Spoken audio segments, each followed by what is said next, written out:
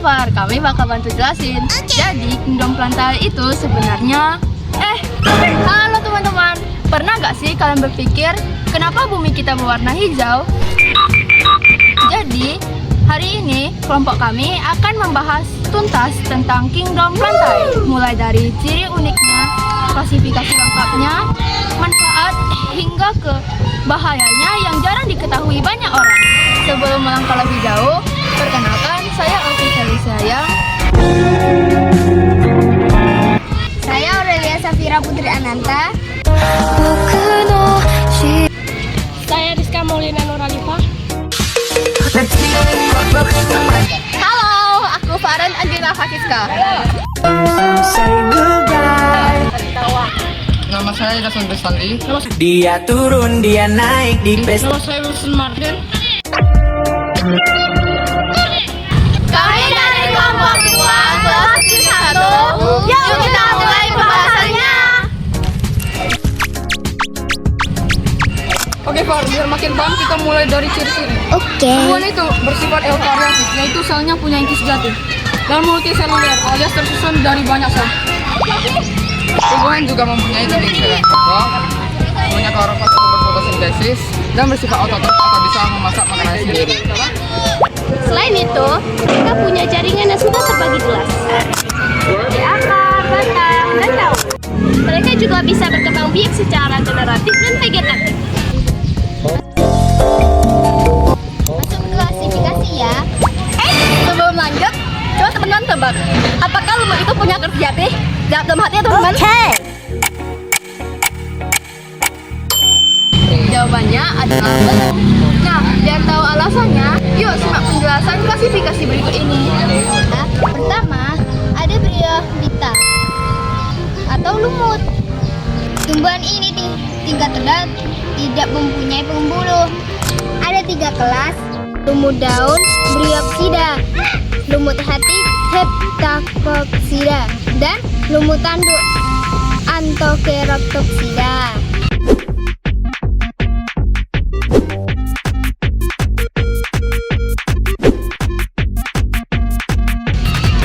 Oh ya, yang kedua itu Pteridophyta atau pakpakan kan? Mereka itu punya pembuluh tapi masih rendah.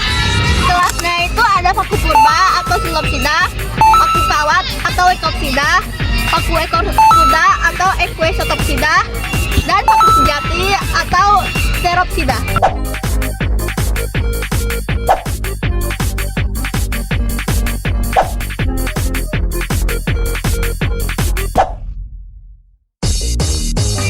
Betul. Dan yang ketiga adalah Spermatophyta atau tumbuhan begini. Ini tumbuhan tingkat tinggi yang memiliki pembuluh.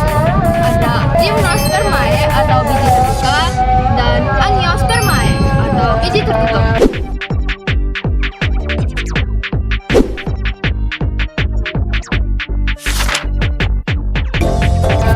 Manfaatnya besar banget Far. Tumbuhan adalah penulisan utama rantai makanan dan penghasil oksigen yang kita hirup. Tumbuhan juga menjadi sumber obat-obatan, bahan baku industri seperti kayu dan kertas, menjaga lingkungan, dan habitat bagi makhluk hidup lainnya. Contohnya untuk obat-obatan, ada tumbuhan kumis kucing untuk kesehatan ginjal.